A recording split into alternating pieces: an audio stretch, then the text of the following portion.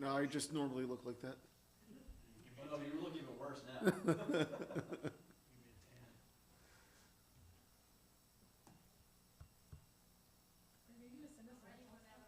Sorry? Thank you. I'm gonna send that this week. Greg, let me know when you're ready. Recording in progress. Z, I presume we're good on YouTube? Great. I now call to order the workshop and committee meeting for the Township of Chatham this Monday, November 10th, 2025. Mr. LeConte, in particular for this meeting, has adequate notice been given? Yes, adequate notice of this meeting, the Township Committee was given as required by the Open Public Meetings Act as follows. Notice was given to the Chatham Courier and the Martyrs County Daily Record on August 13th, 2025.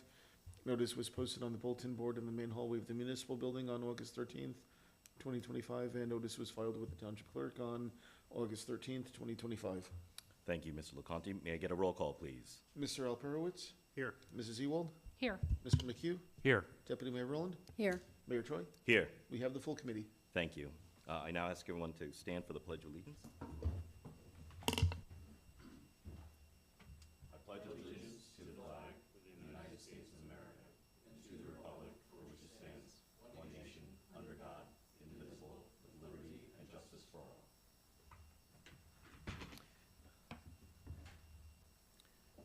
We shall move on to the first hearing of citizens. Mr. LeConte, are there any written statements or anyone online? We do not have any written statements. We do not have any hands raised. Thank you, Mr. LeConte. I now open it up to the members of the audience. I invite anyone to come before the mic should they desire to do so. I see no one coming before the mic. I therefore will close the first hearing of citizens. We then move on to the next portion, which is our workshop session. We've got several items for consideration. Mr. Shahadi, is there a preference on how you'd like to take them? No preference, Mayor. You can do them in order. Great. Would you like me to begin? Yes, Sure. Thank you. Mayor and committee reports were included. I didn't receive any questions on the reports. I did receive a question on the resolution. I can address that in a little bit. And any questions or any discussion items for the reports, though? Yeah, if you don't mind, I had a couple questions. Just so I know, the animal control was 20,000 each year for a 2-year contract, pretty much, a little under. About. Is that pretty close to what it was last year? Okay. Yeah. I figured it's that. close. Greg? Well, it's, 1,650 a month. I reached out to 3 additional vendors, and all 3 other vendors declined to give us quotes. So, Interesting. Animal Control Solutions is the only option we have available at the time. Got it. Okay, thank you. But they are the incumbent, and it is fairly close to what we've been paying. Okay. And they It's actually the same pricing as the last 2 years. Oh, good. Okay. And then when we get to the Morris County Hazard Mitigation Plan, can you speak to that a little bit in terms of net new? And then my only other ask, the flu clinic, I noticed we only had maybe a couple dozen people at most. If we can figure out another way to push that out, maybe through our new app once we get that. Yeah, we used to have higher attendance before the senior center started doing their own separate clinic. I suppose we could try doing it in the evening rather than during the daytime to, get the non-senior population that's at work during the day. That would be good. I just feel like since we're offering it, we might as well try and get as many people in as It was possible. kind of sort of open to the public at the senior center, but nobody really knew about it. Because that's where I got mine and, kind of have an inside track. And when I was there, they said, oh, anyone can come in. And I'm like, well, it really wasn't communicated that, so. Is the senior center, they offer the higher dose shot, which a lot of the seniors like to get, whereas the one through the health department is just standard dose. So I think that's why a lot of the seniors go that route. Interesting. Thank you. Okay. Seeing nothing further on the reports, we have an item to discuss, and that's just putting it on your radar right now, which is the 2026 meeting dates. The resolution to set the dates is done at the reorg meeting, but the clerk prepared this so that way you can all review the dates, unless there's any discussion for tonight, but you can review the dates and check your calendars, see if there's any conflicts or any preference as to changes for those. Anything else to add, Greg? No, if anybody has any comments or questions, feel free to send me an email to let me know of any. Was Potential- that actually sent out? Yeah, it was in the agenda packet. That was sent by email. Or should have been in there. I believe so. It's a file, it's a Word document titled 2026 Proposed Dates. Okay, thanks. The next item is the December meeting dates. At this time, we've got scheduled for, I believe it's the 2nd and the 16th, a workshop and a regular meeting. Being that the agenda is lighter, both on the workshop side and the regular portion, wanted to get your thoughts on whether we can cancel the second meeting and the December 2nd meeting and just have a combined meeting on the 16th, unless there's any conflicts or issues with that.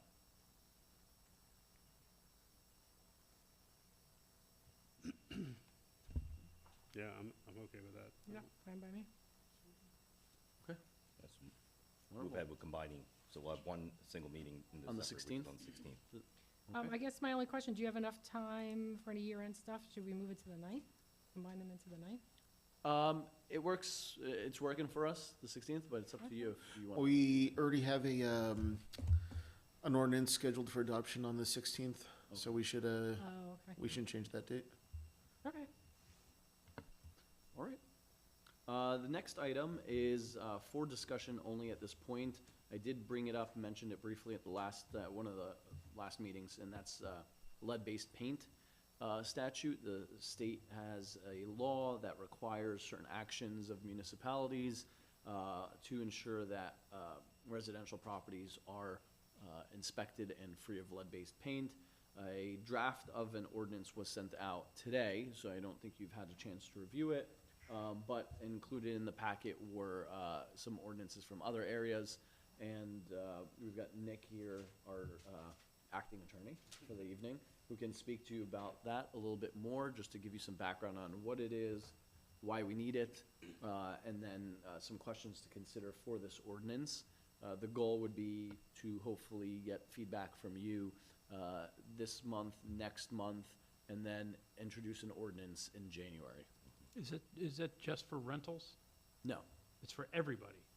I thought it was just for rentals. I'll turn it Well, so domiciles before a certain date. It applies to pre-1978 rental dwellings for single, two-family, and multi-dwelling units, so rental units. It requires a lead-based inspection to be done every 3 years or on tenant turnover. In connection with that, it requires the municipality to track the lead-based inspection certifications that have been done for each unit that's subject to the statute, as well as it requires us to track tenant turnover, et cetera. So there's some obligations on the township to track data for tenant turnover, which, Greg, we can talk about. But this applies to answer the question, pre-1978 rental dwellings. Would that include the apartments? That includes if there's single-family, multi-dwelling, yes. Okay. Yep. So I think Cardinal Hill predates that time period?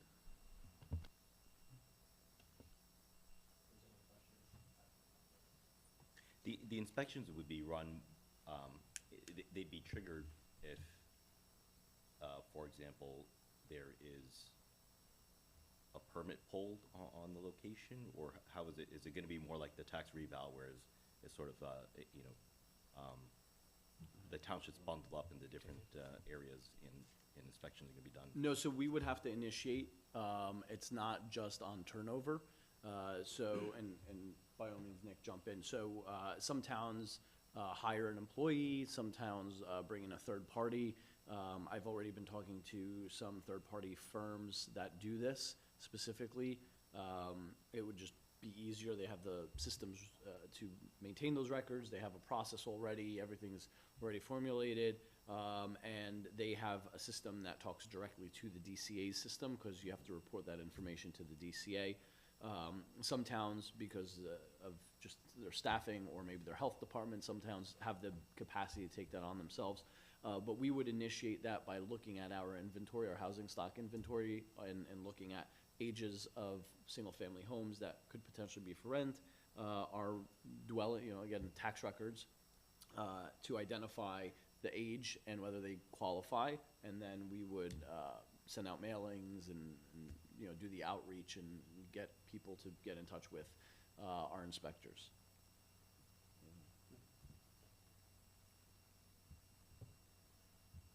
Last question, funding for this. Depending on, so the ordinance is gonna speak to, I believe, application fees. So there are fees that have to be paid for. There are fees for the I believe for the inspection. I forget, I haven't looked at this ordinance, but there are assessments for that. And then there's the remediation that they can choose to do, whether it's through their own provider, or the vendor that they choose, or the vendor that we potentially would use if they're able to do remediation. So in theory, and there's companies that I've talked to that there's really no cost to us for it. It's all borne by the occupant.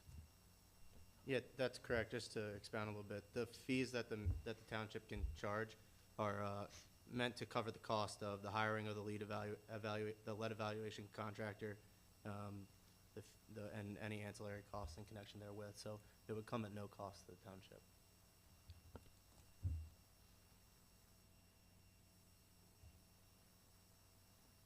I know you said last question, but you sure you got no more? I'm still thinking. Well, I have one. If lead is found and that occupant doesn't have the ability to remediate, what happens? Well, right now in Morris County, there's actually a program through Habitat for Humanity, I believe, for individuals that meet income eligibility to have that remediated.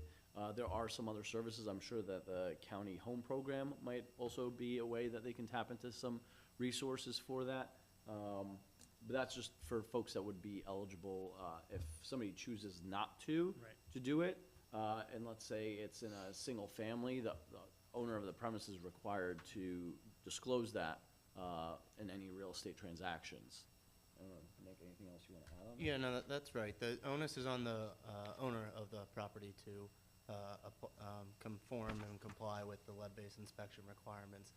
If they don't, the statute imposes penalties on the owner and requires them to go through remediation efforts until the lead-based inspection certification is obtained. Yeah, thank you. Do you have a sense of how many dwellings it would be applicable to? I did do a preliminary assessment of that. I don't have it off the top of my head. If you want to give me a moment, or I can get back to you on that one. Oh, that's fine. I'm trying to think of practically how this works. Because we should have a population, a base population that we know, because it would be older than 1978. Right, yeah, that's what I had done a little bit of a search through our tax records with the help of our tax assessor and the clerk, and I think maybe even in construction. So I did a little bit of wasn't a deep dive into it, but just to get a ballpark of it. I don't have that offhand right now, but I can get that for you. And then for our single-family homes, it's just if they're being rented, right? That's correct. This is just for rental units for single, two-family, multi-dwelling. When it comes to a sale, there's lead-based paint disclosures that are involved, so that's why this statute is targeted at rental units. Oh, okay. And we were able to cross-reference the tax assessor's records against the properties for which I've received a landlord-tenant registration. So landlords are required to register with the clerk's office. Okay. It's going to be about 500 rental dwellings prior to 1978. That's, again, has not been fine-tuned, just ballpark, 449 to up to 567. Okay. And that's for multiple dwellings, so we haven't even looked at, really done a deep dive into single-family that might be rented as well. But ballpark, I'd say about 500. I'm trying to think of where they are, other than Cardinal Hill. You got Arbor Green, no, I'm sorry, not Arbor Green, Cardinal Hill, has about 120 units. Chatham Hill has about 308 units. So right there, that's your 428, and then we've got, as far as we know, potentially 21 other units prior to 1978 that might be houses, condos, or townhouses that we're aware of as rentals. Okay. So we notify them off the bat, and then there's some period of time for them to comply, because, okay, Well, to schedule an inspection. yeah. And the tenant is obligated, or the landlord for rental? It's the landlord, the owner's responsibility. Okay, okay, That's correct. thank you.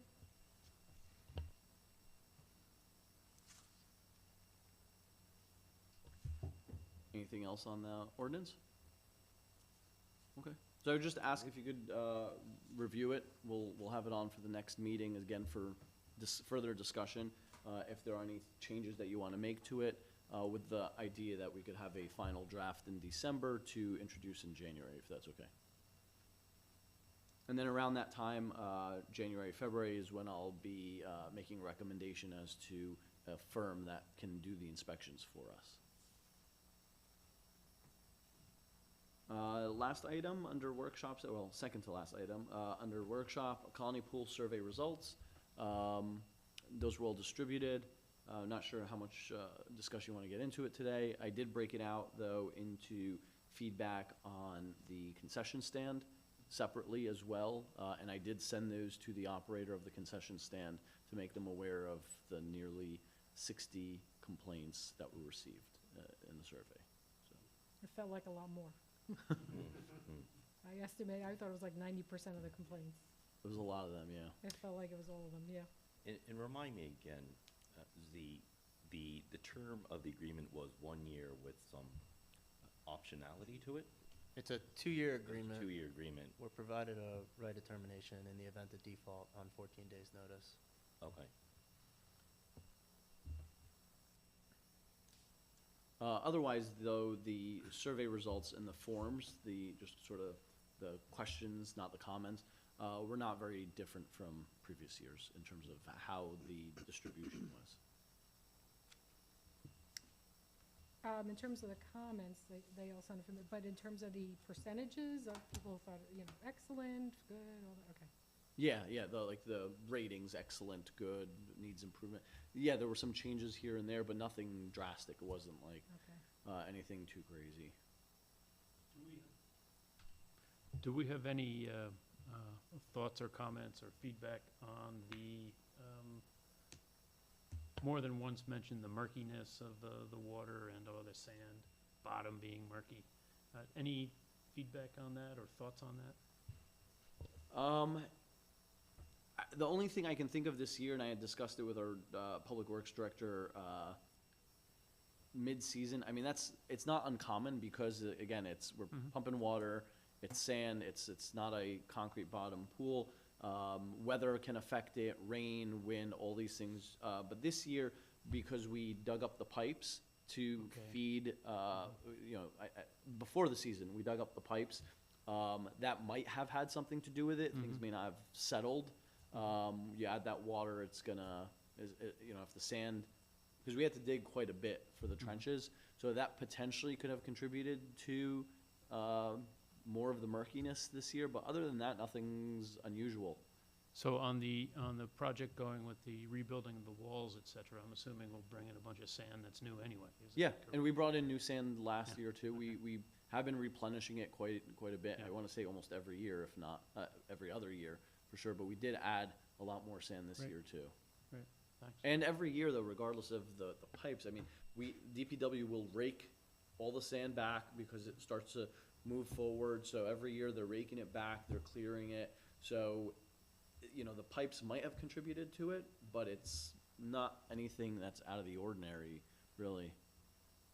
Well, we got some heavy equipment in there now and Now, all yeah. that stuff around, and then you're gonna have to have the new sand on the bottom. So Yes, we That definitely. may remediate, hopefully, it'll be done. That The will other- actually help that, hopefully. The other comments regarding safety hazards, like rocks and pipes, or people getting cut on section of a pipe, I'm gonna assume those resolve themselves through the work that we're gonna do by replacing the wall and probably clear out whatever's at the bottom of the pool. So there had been chunks of concrete falling from the wall over the past, I want to say maybe 2-3 years since I've been here. We've been finding those. I don't think that's what people may have been referring to. It Sound like could have it, been, but, again, Any that pipe. obstructions or debris that, and Yeah, it was the pipes, and sometimes it wasn't always just the pipes. The pipes were calcified quite intensely, like the inside of the pipes, due to the chlorine that's being pumped through there and the minerals. So if people found chunks of pipe, it might have been related to that work. I know DPW did a great job raking it over and over, but things get by. Rocks, I know there were some concerns about the cinder blocks that were being used to weigh down the Whibbit at one point, which were those were replaced not too long after that was brought to our attention. Other than that, again, we'll do a full sweep of the pool this year and make sure that it's thoroughly inspected. But if things are under that sand, buried deep, and that water will pick things up that have settled.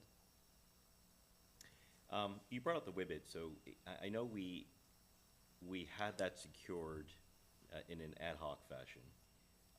Since the pool's drained now and we're doing work on the wall, do we want to give, well, first question is it coming back next summer? And if it is, do we want to give some consideration in, if we're going to pour the concrete, maybe before we pour, put some metal anchors down there so we don't need cinder blocks? Yeah, we've thought about all that. Yeah, we're on it. Okay. We're not sure if we're gonna bring it back yet. We Yeah, still have but at some least put the conversations, but anchor- yeah. yeah, obviously. We were gonna do that when it's drained. It came in after the pool was filled, that's why. Yes, yeah. no, I'm There were aware of that. delays in the shipping, so, now that, it's part of the typical preseason opening. So just because there were like 9,000, although you said 60 comments about the food, that maybe we have like another minor quick discussion and not just brush it off. Not that anybody wants to micromanage the food quality or anything along those lines, but aside from us sending the feedback to the vendor, is there anything more that can be or should be done? And I don't have an answer to that. I just feel like I want to respond to so many of the residents and so many of the members that clearly are upset about it. And if that even means, not having a food vendor next year or whatever else, I don't know what the answer is, but clearly doing nothing is the worst of all those options, I think. I don't know. That's just, I guess, a comment. I don't even know what I'm at. There's not a question there. Yeah, I know, since there are and have been some discussions about the 2026 season, an executive session and the management of it, that would go, I think, part and parcel with that, discussing an executive session, just because it is a contract, and I want to make sure it goes hand in hand with that management plan. So it is on the radar, just not yet. Okay. I just want to ask, there was a suggestion, going back to the sand, for a lighter color sand, which apparently is a little more expensive, but it lightens up. Is this I'll familiar, look or- into it. If I understand correctly, I was told by DPW that this is the same sand that we've always had. Yes, I think it's the cheaper sand. The question is there a better option that will make things a little bit brighter, cleaner, and help with visibility too, if it's a lighter color stuff? We'll Something look to into it. into. Yeah, we'll look into Yeah, it. there could be like a durability thing with like the lighter sand, like play sand or something like that isn't as Yeah. quite as durable. Well, yeah, we gotta find the right Yeah. option. But if there is such a thing, it would be nice to know. It'd be nice to reopen the pool, after all the work, really tip-top shape. There With a were snack. some interesting comments, though, about considering a different style of pool in the comments. Right? Yes, Yeah, somebody wanted a full concrete pool, so. I could probably tell you that was a friend of mine that's been bugging me about that. So I don't see names associated with it, but not the first I've heard of that. Anything else on the pool? I do hope, from a management perspective, though, that at the December 16th meeting, I'll have something substantive for us to discuss in executive session. Anything else on that? Okay, and then lastly, for workshop, because normally we would review and preview resolutions for workshop at that meeting before they get to regular, I do want to take this opportunity to answer any questions or address any concerns about the resolutions. There was a question now from two of you about the Morris County Hazard Mitigation Plan. The hazard mitigation plan is largely unchanged, except for mostly just updating names and contacts. So just trying to pull up my email from the chief on that just to make sure.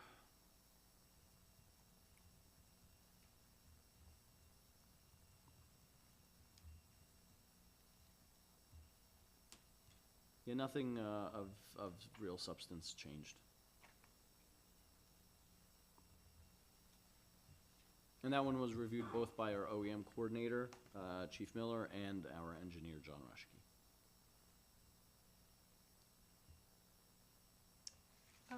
I'm just looking at the consent agenda since we were talking about that. I hadn't seen the snow plowing services, but I assume that's just your standard, what we do maybe we talked about it last time, I can't remember. That's our standard. Correct, yeah, so that one is for our standby snowplow contractor. We went out to bid a couple, maybe 2 months ago, 3 months ago, I want to say. Time flies. We got no bids, so we authorized re-advertisement. We did that, and this time we did get some bids, and I think it was 3, if I'm not mistaken, off the top of my head. Yeah, total bids. Oh, just one bid, I'm sorry. One bid, and that was from the person that's being recommended today. I will note, just for your background though, I mean, it does seem as though prices have almost doubled from the first time. The first time, I think it was about $175 per truck per hour. Now it's $333 per truck per hour. So difference, I mean, you know, number of years, but fuel, labor, and the fact that they are just on standby, so. Now, how much have we used them? It has gone down. I think last year we only used, it was only about $4,000 or $5,000 spent total. And then 1 year, I think it was almost 15,000. So depends on the weather. Largely just depends on how bad the weather is and staffing issues. So from the light years, it's the 3,000 plus or minus, and the super heavy is 15. So we essentially can look at the upside risk being double that, you know. Correct. 30 to, okay, thank you. And even though we only had one bid received, we did have 4 vendors request the bid specs as compared to nobody requesting it the prior round. Yeah, 2024 and 2023 was about 4,200 each year. Yeah. And then the highest year in the last 5 was 2021 at about 26,000. Oh, so even more. Check our farmer's almanac. Okay, I was in 2021, yeah. thanks. So let's hope for a little snow and a healthy DPW. Yeah, that vendor is generally only activated when we have an exceedance in terms of snowfall accumulation. Or It's, you might have alluded to also staffing. so yeah, staffing. I mean, if, Okay. again, depending on the timing of the storm, right, how frequently, sometimes you end up back to back to back to back, right? Or just 3 days of intense snowfall, 2 days of intense snowfall happens to be on a weekend. You know, all these are factors, but it's really a last choice. It's not something that's called on very readily. And it could be if a lot of guys at Public Works are out sick, then we would supplement with the vendor. Right. And I think Rich Young's done a great job in managing Oh, the yeah. staff, so I think it would only be, you know, in very specific circumstances where we activate. Yes. Okay, great, thank you. So that, we've touched on the HMP, the snow plowing. Any questions on any of the other items? Yes, so I only had resolutions, and maybe it came in later, through 2015. But 2017, 2018, I feel like those, I saw something from the chief. Yeah, so regarding- 2017 and 2018 are part of the fiber project. Yeah, Those were the non-fiber contract, because we had a contractor do the fiber wiring. This is the equipment to tie all of those intersections in. Some of the equipment has to be upgraded because the old equipment doesn't work on fiber connections. We were waiting on CDW to get us the quote, so I apologize for the delay, and we've been pushing them as hard as we can to get us that information. And it was also just until the fiber project was completed and our true-up bills with Verizon were received that we were able to really accurately tell what our balance would be in the grant to be able to spend this money. And we want to get it in before the end of the year, because that's when the grant expires. Okay. Yeah, those all made sense. The one I didn't have any familiarity with is 2016 placement of comminution equipment. Comminution equipment, yes. That's, that one is, it was budgeted. That is, what they call the muffin maker. It grinds things up over at the plant, sewage treatment, so it's old. Grind things up, okay. Grinds things up. We can get into more detail if you want. Maker. Is that a technical take care. term, the muffin maker? The muffin Yeah. maker. That's what they all call it, and it's not the first plant I've heard that as, so it's definitely a trade term. Got it. Okay, thank you. Anything else? No? All right, so that concludes the workshop portion. I just want to make sure I answer any questions for the consent agenda. Great, thank you, Mr. Shahadi. So we move on to the regular meeting session portion for this evening. Good evening, everyone, and thank you for joining us remotely or in person. Tomorrow is Veterans Day, so I wanted to take a moment to reflect on service and citizenry. We also just had Election Day, which, despite changes in voting locations due to church renovations, was a relatively smooth day. Hats off to Greg LeConte, our township clerk, for overseeing the day, and to our many vital poll workers who dedicate their time to ensure that our residents may cast their vote. Thank you for making the voting process for our residents welcome and efficient. The Hometown Heroes banner program will also be kicking off its first year in our broader community, so I wanted to thank the many volunteers in the borough involved in collecting profiles and biographies, reviewing military records, and organizing the overall launch to honor the many servicemen and women from the township and borough who have served on behalf of our nation. Thank you, Tom Salvis, for your dedication in getting involved here and helping see this through. I know this was a very dear endeavor for you. On our agenda this evening, we will be discussing several important community topics, including the new statewide rules regarding lead-based paint, which affect how older homes must be inspected to ensure safety. This committee will also evaluate the recent Colony Pool survey results so we can better understand residents' experiences and use them as we plan future improvements. Multiple items tonight are aimed at maintaining strong public services, renewing our animal control agreement, authorizing snow plowing contracts to prepare for the winter season ahead, continuing our participation in and full compliance with the county-wide hazard mitigation plan, updating equipment needed for public safety and public works, and also reviewing purchases related to safety technology, hiring qualified staff to ensure continuity of department services, and reaffirming the township's civil rights policy, which underscores our commitment to ensuring that every resident, employee, volunteer, and member of the public is treated fairly and protected from discrimination or harassment. Thank you for your engagement, and I look forward to a productive meeting this evening. So now we move on to Township Committee reports. If I may start to my right, Committeeman McHugh. You may. Let's start with the Environmental Commission. As reminded again on the Adopt a Drain program, there's actually what we're referring to as the Scary Drain Contest with Berkeley Heights. It's off to a great start, and it runs through November 27th.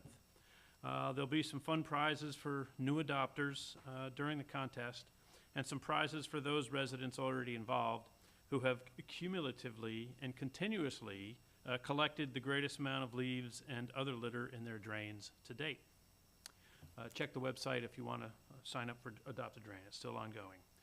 The Environmental Commission is always happy to educate the community and work alongside the community and environmental stewardship projects. We are holding a workshop for the Boy Scouts later this month on Leave the Leaves and working with the Silver Award Girl Scouts on rehabbing the understory of the Shunpike Trail.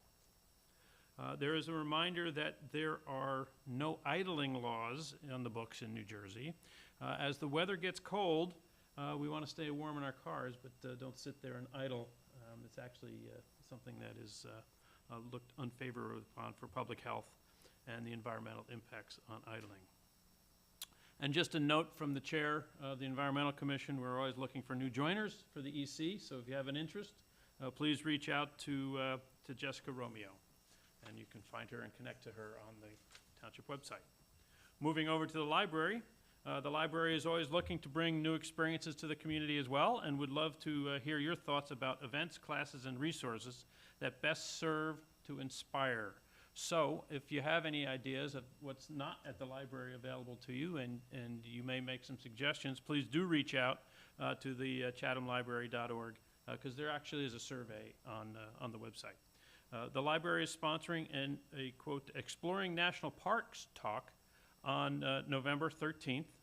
On November 17th, the library is hosting a Medicare 101 workshop.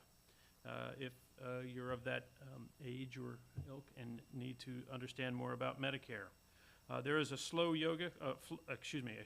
flow yoga class being held at the library on November 21st. And finally, on November 24th, the Chatham Middle School Woodwind Ensemble will be performing at the library.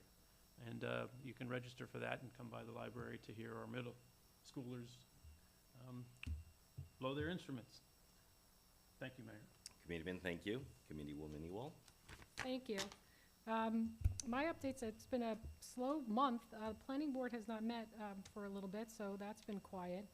The senior center is super busy all the time, and I really more so want to encourage residents to make use of that facility. I mean, they are very busy, but they do so many amazing things, and I really would love for people to take opportunity where they can. So, I mean, for example, tomorrow at 11, they'll have Veterans Day celebration. That's on top of grief support groups, pickleball, balance, flex, and stretch.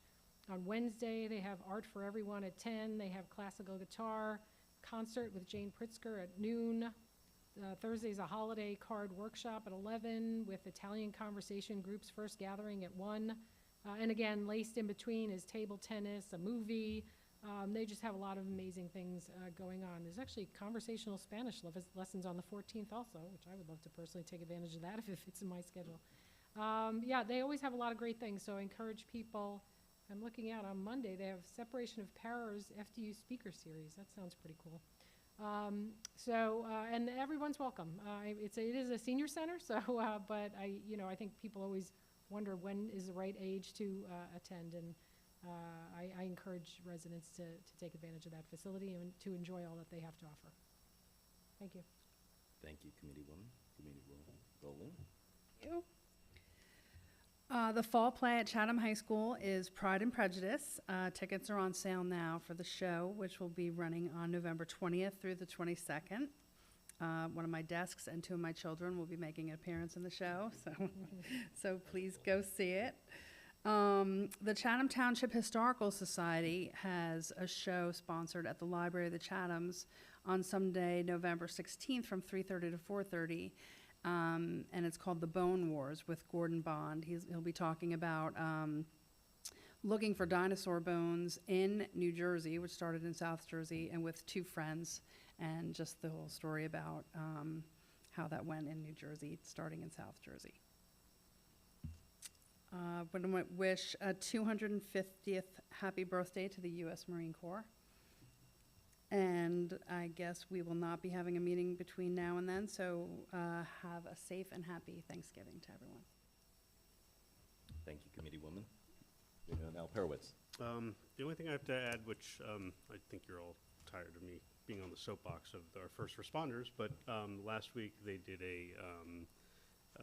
an MCI drill. For those that aren't familiar what an MCI stands for, that is a mass casualty incident.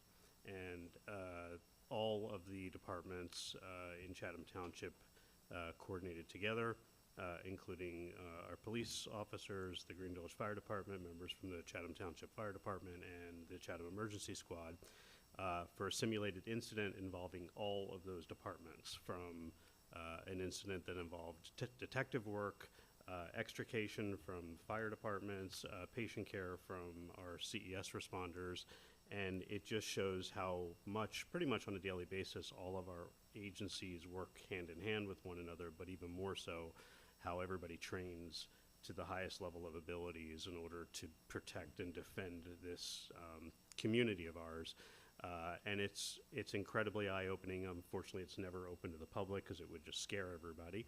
But know that this happens, and know if there's of any interest to join any one of these organizations, the doors are very wide open for everyone to come knock on the fire department doors or the CES doors. Police is a little bit different, and consider volunteering where there's a volunteer to be had. That's all I got.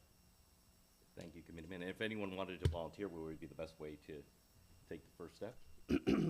They're usually membership people at both the fire departments. You can go to their websites. You can call them as well, too. And you can contact me. I'm very happy to connect the dots. Thank you, Committeeman. I have several items I'd like to share with everyone. The Children's Peace Festival will be held this Saturday, November 15th, from 11 to 4 p.m.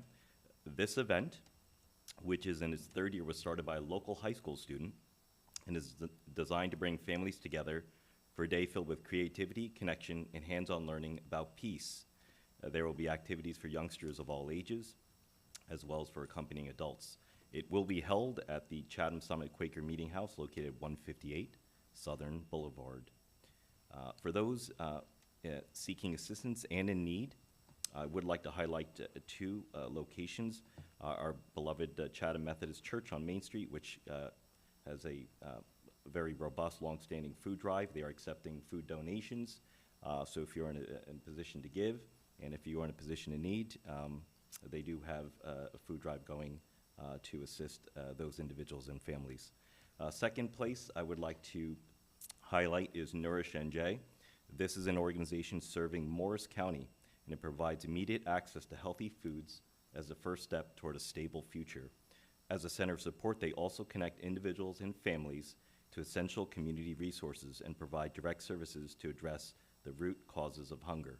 They offer food, housing, work readiness, medical, social, and educational services 365 days a year in a warm, safe, and caring environment, free of charge, no questions asked. For more information, please check out their website, nourishnj.org, nourishnj.org. If you'd like to help our beloved Girl Scouts, help Troop 97790 celebrate World Kindness Day on November 14th at 4:30 in the lunch room at the Library of the Chathams. Help make a square to help create a community kindness quilt, play some games, and connect with like-minded members of the community. All ages are welcome to the event, and if you'd like to participate in the kindness drive, please also consider bringing period products for the Chatham United Methodist Church distribution. I profess I made a mistake in our last meeting. I had indicated that the last installment of the Mayor's Walk had occurred. I misspoke. We have a bonus. Got one more for you people, if you want to walk with me and Mayor Dempsey. It will be held Saturday, November 15th at the Great Swamp Outdoor Education Center, 247 Southern Boulevard, 12 noon. Be there or be square, as they say. Take a step is in the right direction to a better health. Finally, tax revaluation contract was approved by the state's Division of Taxation. Therefore, field work is expected to commence at the end of this month. Thank you. With that, yes, Ms. Oh, I did not. Oh, yeah. Yeah. If you. Just a reminder also for the public, our annual and ever-growing Winter Wonderland celebration is coming up, and since we won't have a meeting before then, now is a great opportunity to remind everybody. Thursday, December 11th, in the evening, more information will be posted on our website and social media. So that's Thursday, December 11th, the Chatham Annual Winter Wonderland Celebration. And Mayor, just a note also for the public, tomorrow's Veterans Day, so we are closed, and we are also closed on Thanksgiving, obviously, but the day after Thanksgiving as well. Thank you. Great. We now move on to the consent agenda.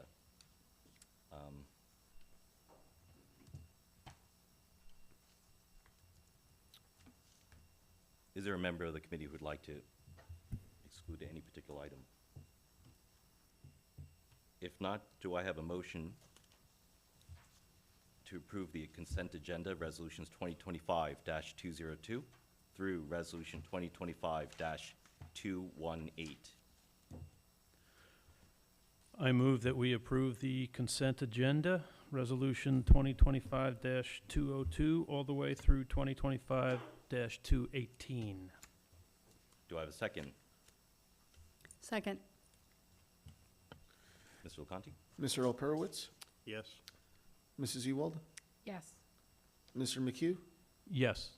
Deputy Mayor Rowland, Yes. and Mayor Choi. Yes. Motion passes.